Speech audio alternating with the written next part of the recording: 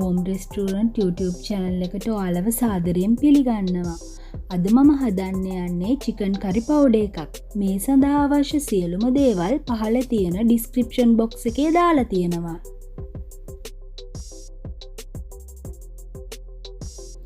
මේ සඳහා කොත්තමල්ලි කප් එකයි, සූදුරු කප් භාගයයි, උළුහාල් තේ හැන්දයි, වසාවාසි කැබලි 2යි, එනසල් තේ හැන්දයි, කරාමුණටි තේ හැන්දයි, කරපිංචයිති 2යි, වියලි මිරිස් 5යි, ගම් මිරිසට මේස හැන්දයි, කුරුඳු කැබලි 3යි, මහදුරු තේ හැන්දයි, සාදික්ක කෑල්ලයි, සේර කැබලි 2යි, බිරියානි මල් 2යි, රාම්පෙ කැබලි 5ක් පමණ.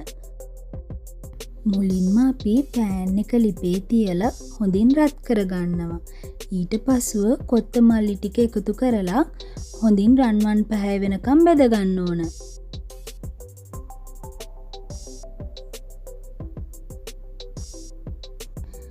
ලිපේ ගින්දර අඩු කරලා තමයි අපි මේ ටික බෙද ගන්න ඕන.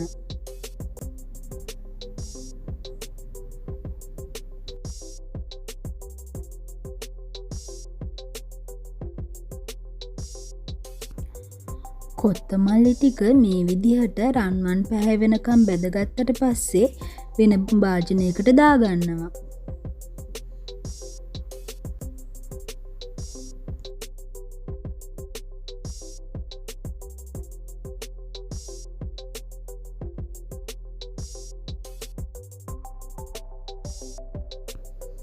මේ විදිහටම අපි සූදුරු ටිකත් බෙද ගන්න ඕනේ.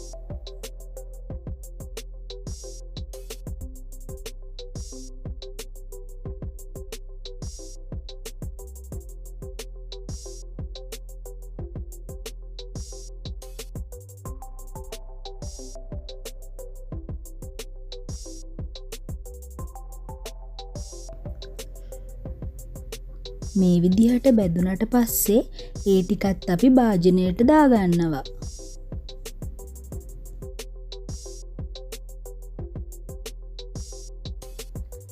දැන් අපි මහදුරු, ගම්මිරිස්සට, උළුහාල් ටික එකට බෙද ගන්නවා.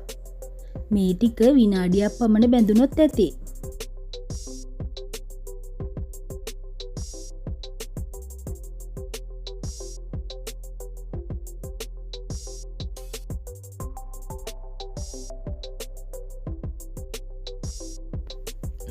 දැන් අපි වසාවාසි, එනසල්, කරාඹුනැටි, වියලි මිරිස්, කුරුඳු, සාදික්කා, බිරියානි මල් මේ ටික අපි බෙද ගන්නවා.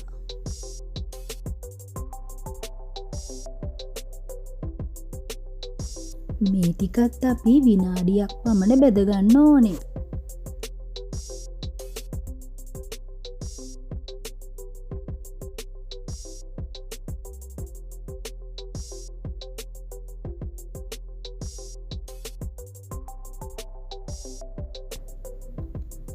දැන් අපි සේර, රම්පේ, කරපිංච එකට බෙද ගන්නවා.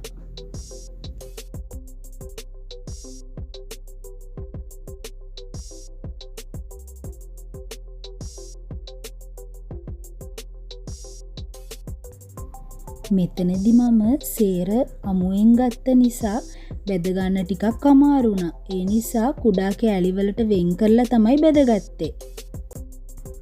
මේවා අවුවේ වේලලා ගන්න පුළුවන් නම් තවත් හොඳයි.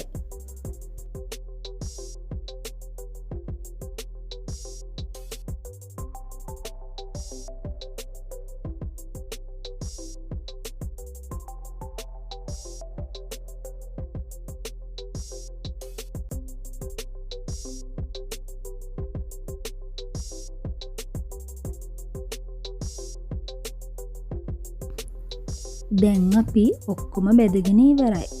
මේ ටික මම ටික වේලාවක් නිවෙන්න තියෙනවා. හොඳට නිවුනට පස්සේ ග්‍රයින්ඩර් කප් එකට දාලා කොටා ගන්න ඕන. මේ තමයි අපි ග්‍රයින්ඩ් කරගෙන ආපු chicken curry powder එක.